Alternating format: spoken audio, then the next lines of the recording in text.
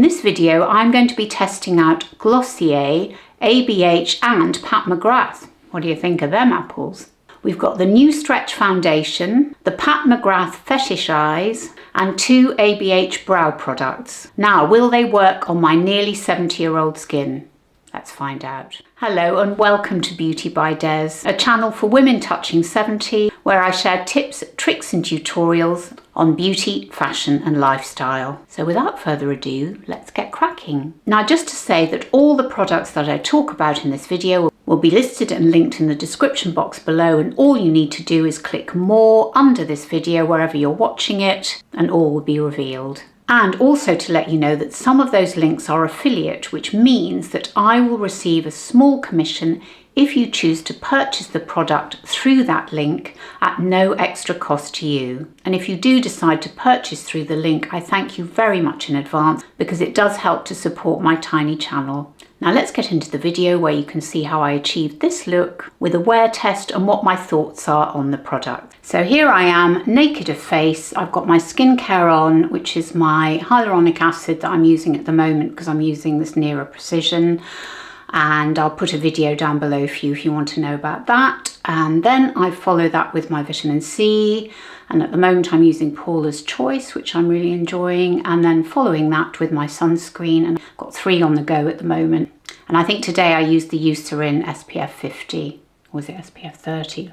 Anyway, all the details will be down below for you. Before we go to the foundation, I want to apply the Urban Decay eye primer. This one here, it's actually called the Urban Decay Eyeshadow Primer Potion Anti-Aging. That is its full title.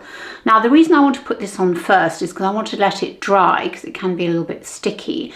I've been trialing this for a couple of weeks, and when I first started using it, I wasn't seeing much improvement, but I think it was because my eyelids are greasy, but actually it's not so much the eyelid, it's actually the crease.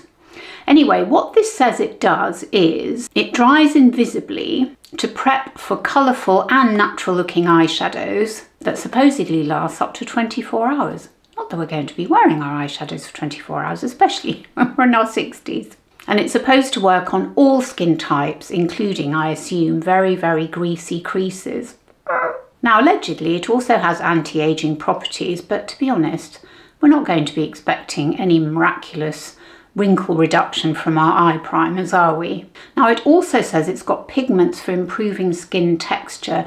And actually there is something interesting. It may be because I'm very unobservant, but I have started to notice that I do have quite weird, although it doesn't bother me, discoloration close to my lashes. I don't know if you can see if I come close, that the lower part of my eyelid is a different colour from the upper part. But anyway, it's not a major matter. But I think applying an eyelid primer can be useful. And also I noticed in the description of the eye primer that it's particularly good for metallic eyeshadows, of which more later.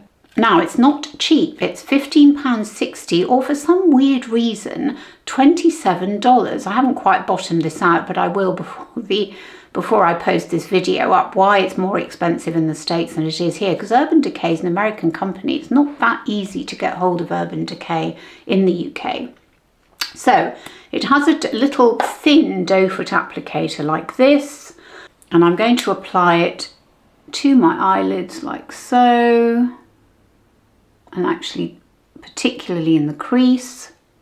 And then I'm just going to smooth it with my finger like so, to spread it out. And then we're going to let it dry while we apply our foundation, making sure it goes up into the crease like that. Now onto foundation, and we're trying the Glossier Stretch Foundation. Now this comes in 36 shades. It retails for $34 or £34 or probably €34. And they have a shade matcher on their site, which was quite helpful, and I chose the shade Medium 1, which is medium with neutral undertones. Now let me tell you a little bit about the foundation. It says that it's an 89% skincare based foundation. It's a gel cream formula, and it's meant to leave the skin looking moisturised with a natural finish. It's formulated to blend seamlessly into the skin for 12-hour wear. It's crease resistant, transfer resistant, sweat resistant, cruelty-free and vegan. Now, when I first bought this foundation a few weeks ago, I tried applying it with a brush, and actually they recommend a brush that they sell to apply it. And I think that's how the Anna Edit, who I also watched, Anna Newton from the Anna Edit, I think that's how she applied it. And I think Kat did apply it with her fingers first and then used a brush, but I could not get on with a brush. I couldn't get on with a damp beauty sponge. In the end, I just thought, do you know what? I'm going to try it with my fingers. And it worked. So that's what we're going to do today. And do you know what? For me, when I reread or properly read the blurb about it, it does say that it's 80-something% skincare. And I thought, well, hang on a minute, this is a bit more like a skin tint. So maybe that's why applying it with my fingers works. Well, it works for me anyway. So let me show you. I mean, I will finish off with a damp beauty sponge, but we are going to use our fingers. And I honestly found that this was the best way to apply it. Now, I suppose it does have a sort of a warm, slightly warmer shade than some of my foundations, but honestly, I was going to show you how it compares to some of the others, but I don't know what value that actually brings to the party, as it were. But do let me know down below if you'd like me to do a video about shade matching, because it is a bit of a nightmare choosing the right shade. I mean, there are loads of wonderful YouTubers. For example, the Hooded Lid, Kiki, she's done some great videos on shade matching.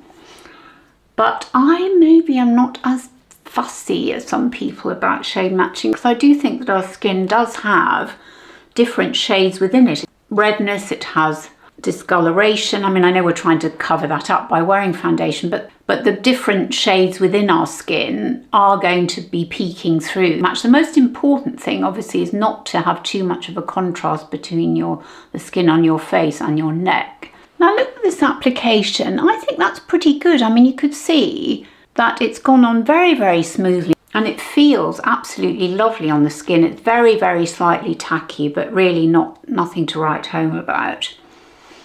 And I think it looks really natural. But what we're going to do is we are going to do a wear test. So I'm going to come back later in a few hours to show you how it's worn, because it does say it lasts up to 12 hours.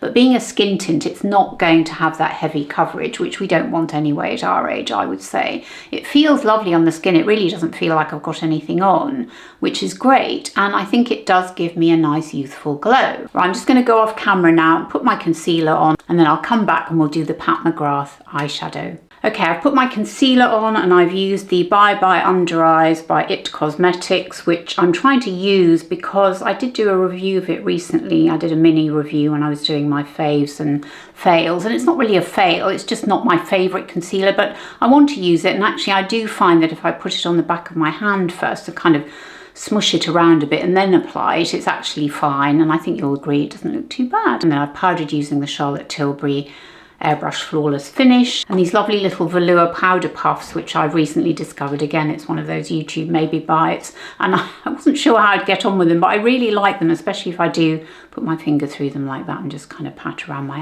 eyes. So let's crack on with the Anastasia Beverly Hills Brow Pen and Brow Freeze. Now, I'm always struggling about how to do my brows to best effect without either making me look like Groucho Marx or like Greta Garbo. So I'm always on the lookout for brow products that will give my brows a bit more fullness and make them look a little bit more interesting and a bit stronger, because they're very sparse. They've always been sparse, even though I had dark hair. I mean, obviously it's dyed now, but I had quite dark hair, pretty dark brown, rather ashy, actually not the most attractive colour when I was younger. My brows have never been thick. I've never been very hairy except here. So I really do like to try and fill them out without making them look too heavy. So I decided to buy an Anastasia Beverly Hills Brow Pen. Now, its official title is, and forgive me, I'm going to look at my notes because it's quite long, is the Anastasia Beverly Hills Superfine Micro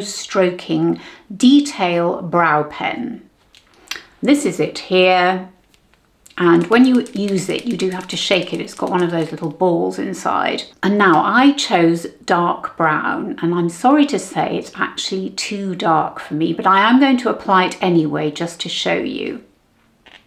And actually I'll swatch it as well. And that's it. I mean, to me, that looks black, not dark brown. So unfortunately, I haven't been using it that much because it is a little bit too dark. But I really like the pen applicator. I think it works really well. And I also really like it with the brow freeze. So let me just show you how I apply it.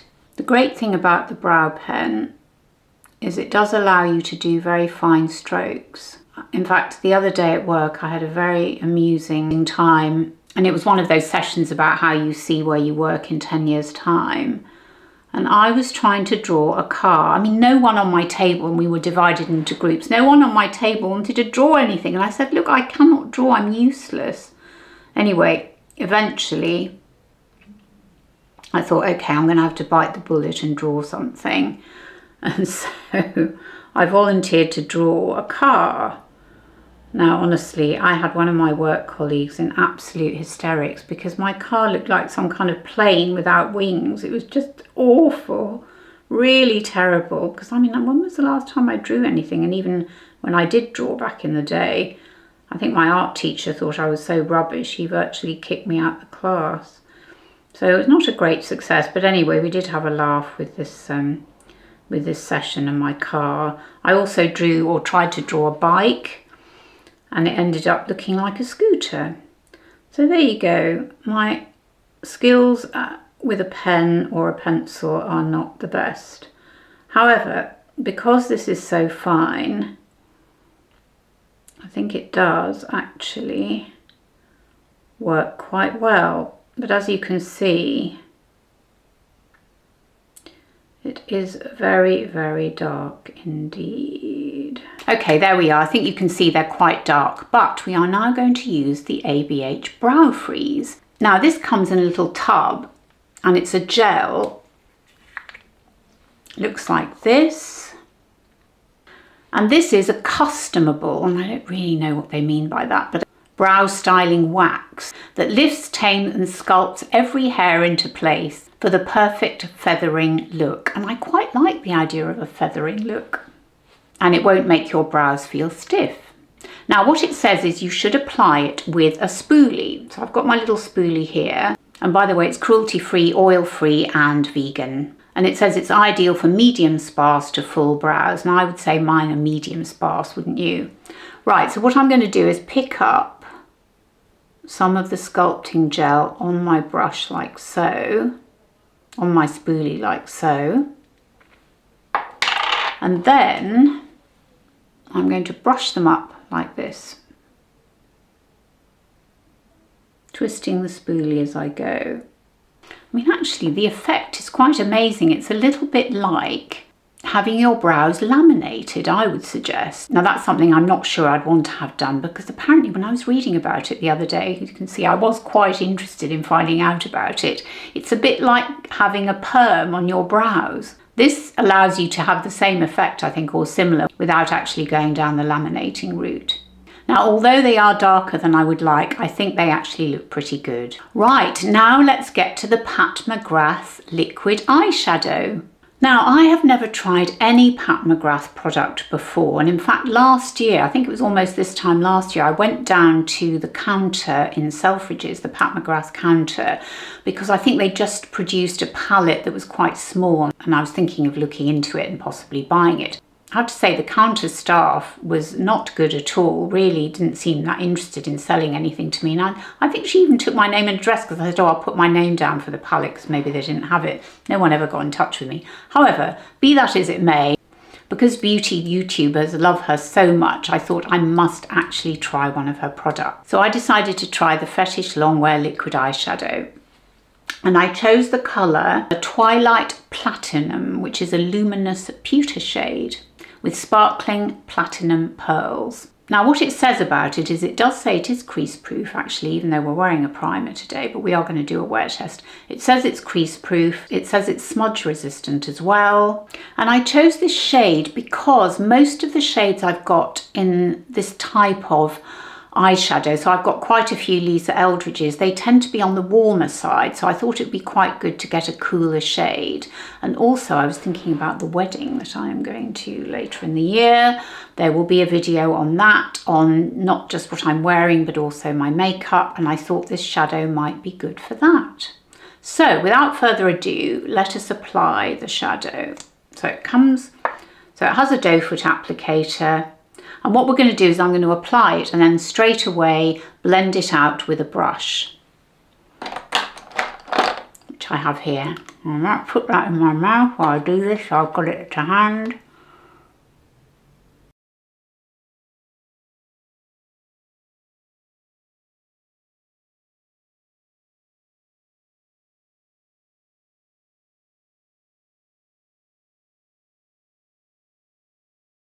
And I'm just going to blend it up a little bit towards the crease. We're just going to do this as a one and done. I mean, gosh, it does seem to have dried already. That's very quick, so we better crack on with the other side.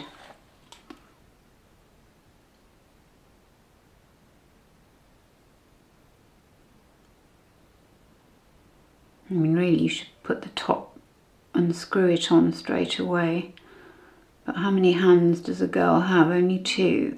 Okay, there it is. So we're just doing a one and done. So I'm just going to add some mascara and a tight line, a bit of blush and some lippy, and then I'll come back and show you the finished look before we come back and do the wear test. So there we are, I've got all the rest of my makeup on, and then we'll come back in a few hours and see how the makeup has worn. So here we are at the 7-hour check-in, and I'm going to zoom you in and let you decide what you think before I tell you what I think.